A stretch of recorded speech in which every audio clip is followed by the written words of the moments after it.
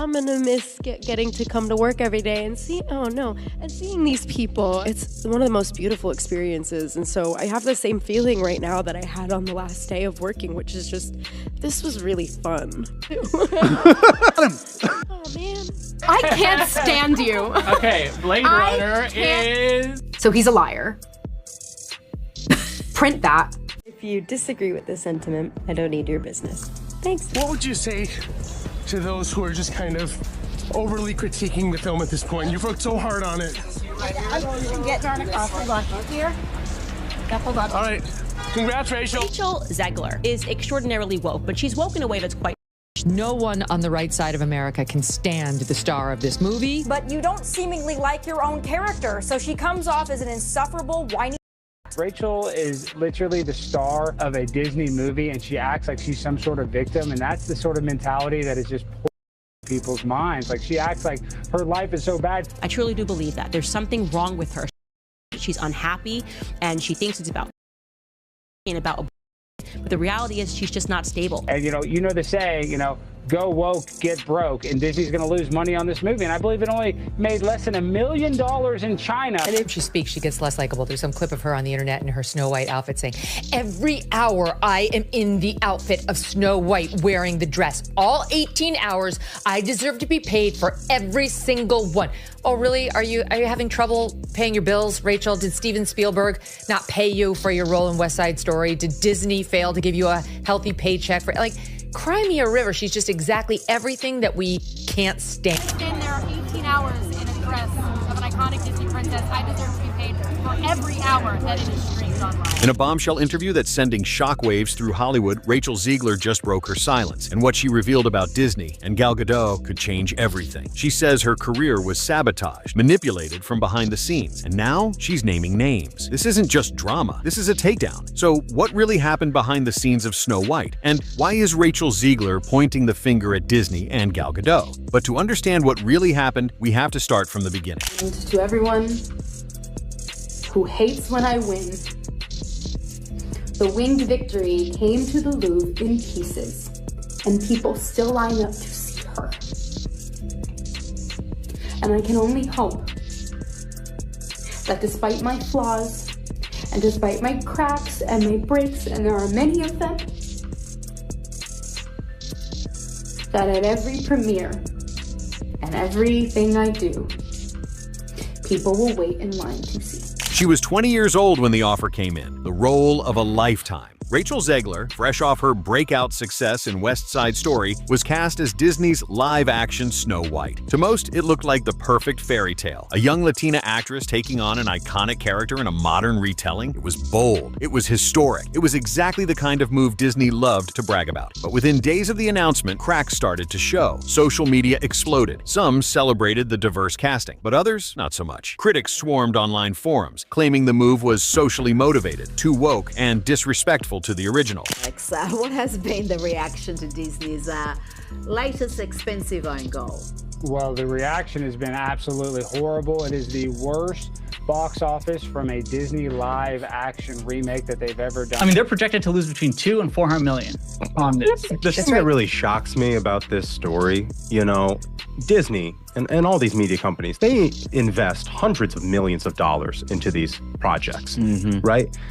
Have they ever thought about maybe a little bit of vulnerability study, opposition research, that sort of thing before you go and hire some Zoomer who's a lunatic? And while that might have just been the usual internet noise, it was only the beginning. Then came the interviews. Zegler, clearly passionate and outspoken, didn't play the usual Hollywood game. She didn't stick to the script. When asked about the original 1937 Snow White, she called it weird. When talking about the prince, she laughed and called him a stalker. And when asked about the direction of the remake, she confidently declared it would be a story about a leader, not about a guy saving her. That clip alone went viral for all the wrong reasons. The internet turned hard. Suddenly, she wasn't just the new Snow White, she was arrogant, entitled, disrespectful. Right-wing media latched on, calling her a Hollywood joker. Even neutral fans felt like she was talking down to the legacy of Disney's first ever princess. The original cartoon came out in 1937, and very evidently so.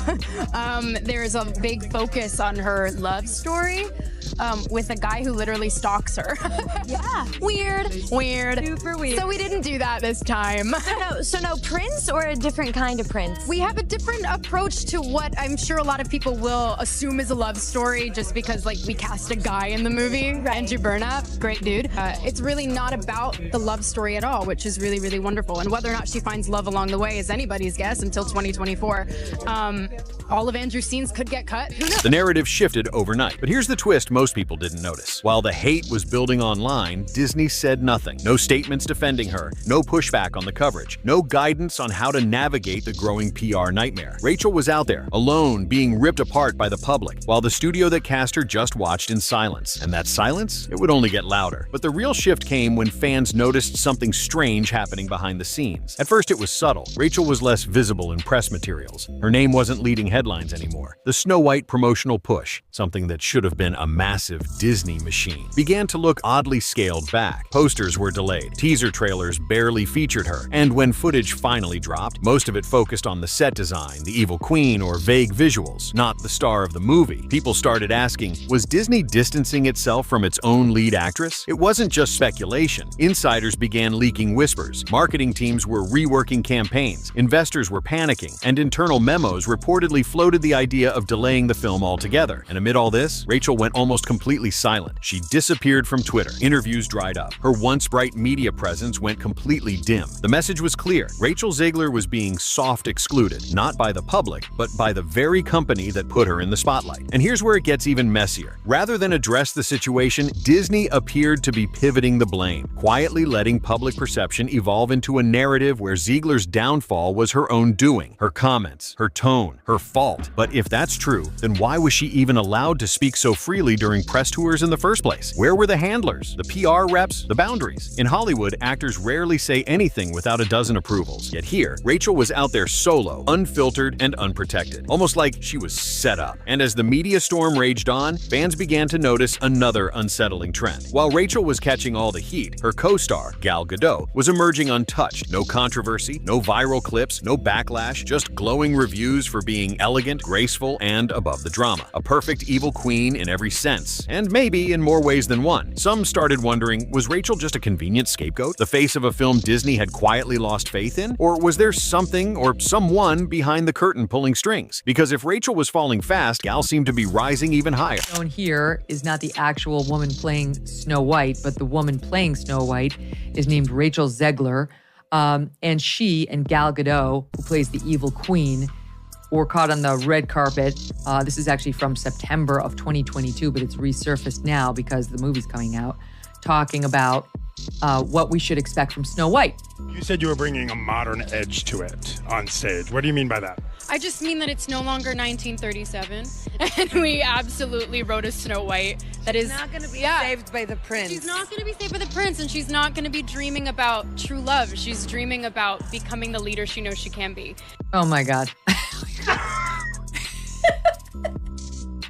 Nobody Who wants wants that. a movie about true love? What kind of woman do we want out there seeking true love, Eliana? The outrage. And the stories from behind the scenes were just starting to come out. As the weeks rolled on, one thing became undeniable. Rachel Zegler was being erased. The girl who was once plastered across magazine covers and hailed as the future of Disney was suddenly a ghost in her own movie. Promotional stills were cropped, trailers minimized her screen time, and major Disney events featured her name less and less. When D23 rolled around, Disney's crown jewel of fan engagement, Rachel's appearance was reduced to a brief, overly scripted segment. No interviews, no fan interaction. Just a short stage walk, a wave, and off she went. It didn't feel like an accident. It felt like damage control. But the thing about silence in Hollywood, it speaks volumes. Fans started digging, and soon whispers became louder. Sources close to the production claimed that after the backlash, Disney hadn't just minimized Rachel's role in the promo campaign, they were actively re-editing the film to downplay her performance. Entire scenes cut, dialogue shortened, focus shifted to Gal Gadot's evil queen and the fantasy world instead of the central actress. And that's when the theories really kicked in. Was Disney planning to quietly push Rachel out of the spotlight before the movie even dropped? Had she become too risky to be the face of their brand? More importantly, why wasn't anyone stepping in to support her? Even Disney's biggest offenders online were starting to question their motives. This wasn't just one actress getting caught in a PR mess. This looked like a calculated retreat, one that left Rachel out in the cold without a lifeline. What made it even worse? The company never acknowledged her struggles publicly, not once. months, Rachel had received threats and waves of coordinated online roast. Her social media was flooded with edited clips taken out of context, and even when she tried to clarify or show humility, the internet didn't care. She was already labeled. And what did Disney do to help? Absolutely nothing. They didn't correct headlines. They didn't protect her. They didn't offer her a chance to explain her side. They simply stood back and let it happen, like she was disposable. But behind that cold PR wall, something else was brewing. Because according to sources close to the production, the tension on set wasn't just between Rachel and the media. It was internal, and it all came to a head with the one person who should have had her back, her co-star, Gal Gadot. To the public, Gal Gadot was everything a Disney villain should be. Poised, regal, charismatic. She walked red carpets with ease, smiled through interviews, and delivered all the right sound bites. While Rachel was stumbling through viral controversy, Gal was floating above it all, untouched, unbothered, and let's be honest, thriving. But on set, it was a completely different story. Multiple production assistants and behind-the-scenes crew described the atmosphere between Rachel and Gal as icy, not explosive, not dramatic, just cold and calculated. From day one, there was a noticeable distance between the two.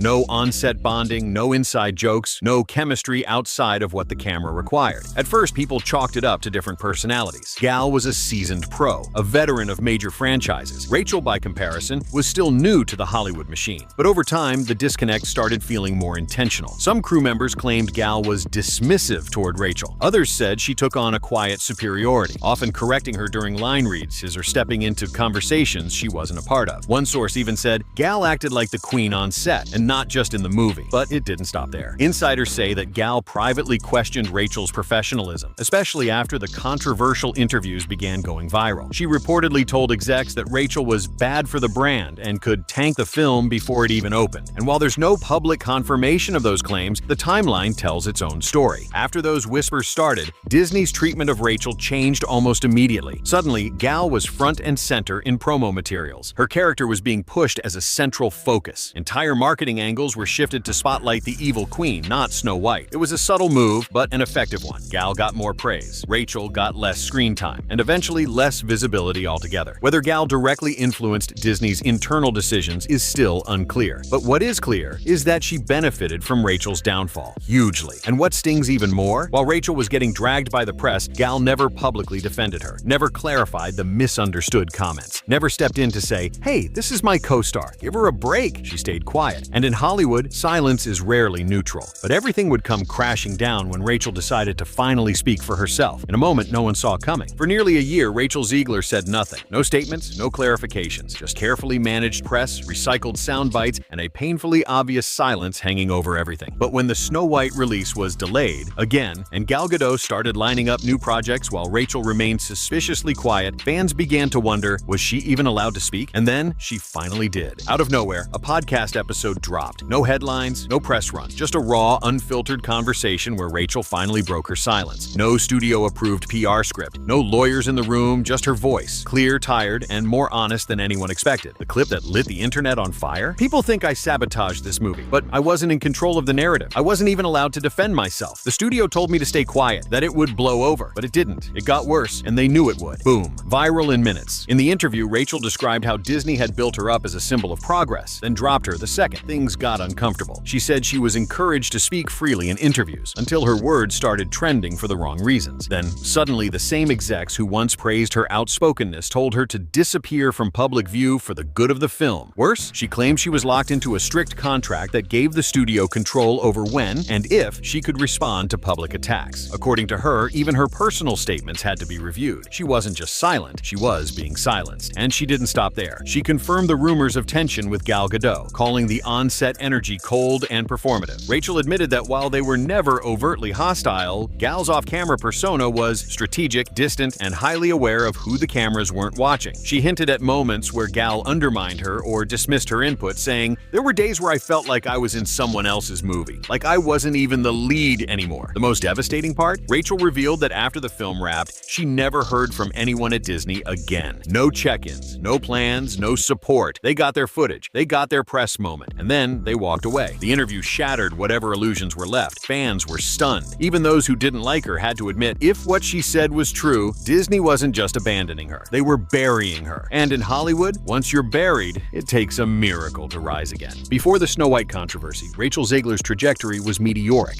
She was the kind of talent Hollywood dreams of. Young, talented, outspoken, and representing a new generation of diverse storytelling. After West Side Story, she booked Snow White, landed a role in the DC Universe, Shazam! Fury of the Gods, and was attached to several high-profile productions. Then suddenly, nothing.